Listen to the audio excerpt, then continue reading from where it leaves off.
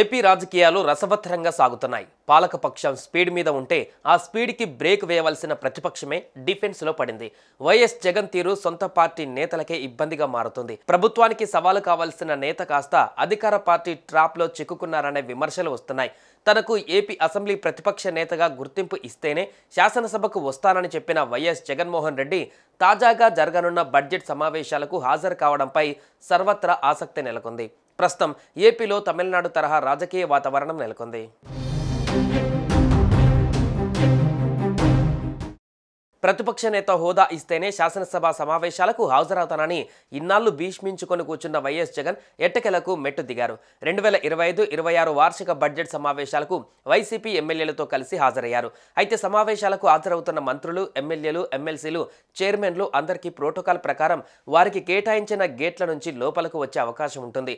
Gate number 1 నుంచి governor, CM, deputy CM, సభాపతి, deputy speaker తదితరులు లోపలికి వస్తారు. అలాగే ప్రతిపక్ష నేత కూడా వస్తారు. అయితే జగన్ ప్రస్తుతం ప్రతిపక్ష నేత కాదు. అందుకే ఆయన తనకు ప్రతిపక్ష హోదా కావాలి అని పట్టుబట్టారు. గేట్ నెంబర్ 2 నుంచి మంత్రులు వస్తారు.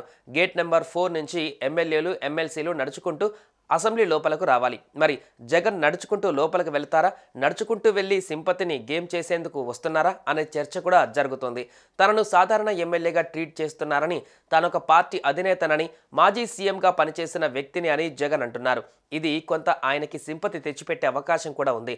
జగన్ గేట్ నెంబర్ 1 నుంచి లోపలికి ఎంట్రీ ఇవ్వాలి అంటే సభాపతికే ఆ అధికారం ఉంటుంది.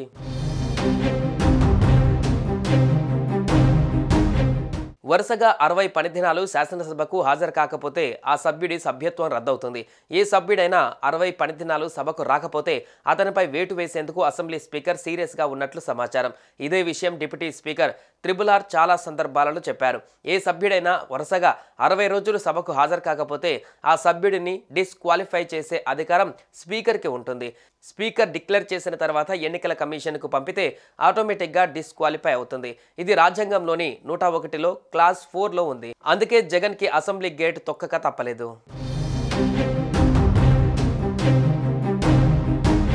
తొలి రోజు ఉభయ సభలను ఉద్దేశించి గవర్నర్ అబ్దుల్ నజీర్ ప్రసంగిస్తున్నారు. అనంతరం సభ వాయిదా పడింది. ఏపీ అసెంబ్లీ నుంచి వైఎస్ఆర్సీపీ సభ్యులు వాకౌట్ చేశారు. గవర్నర్ ప్రసంగాన్ని వైఎస్ఆర్సీపీ నేతలు బహిష్కరించారు. ప్రతిపక్ష హోదా ఇవ్వకపోవడంపై వైఎస్ఆర్సీపీ నేతలు నిరసన వ్యక్తం చేశారు. అసెంబ్లీ నుంచి బయటకు వచ్చేశారు. 25వ తేదీన గవర్నర్ ప్రసంగంపై ధన్యవాద తీర్మానాన్ని ప్రవేశపెట్టి చర్చిస్తారు. ఎమ్మెల్సీ ఎన్నికల నేపథ్యంలో 26, 27వ తేదీలలో సభకు సెలవు ఇవ్వనున్నారు. 28వ తేదీన ఆర్థిక శాఖ మంత్రి పయ్యావుల కేశవ్ శాసనసభలో బడ్జెట్ ప్రవేశపెట్టనున్నారు. దానికి ముందు మంత్రివర్గ సమావేశమై బడ్జెట్కు ఆమోదం తెలపనుంది. బడ్జెట్ ప్రవేశపెట్టిన తర్వాత సభను వాయిదా వేసే అవకాశం ఉంది. మార్చి 1, 2వ తేదీలు సెలవు రోజులు కావడంతో తిరిగి 3వ తేదీన సభ ప్రారంభం కానుంది.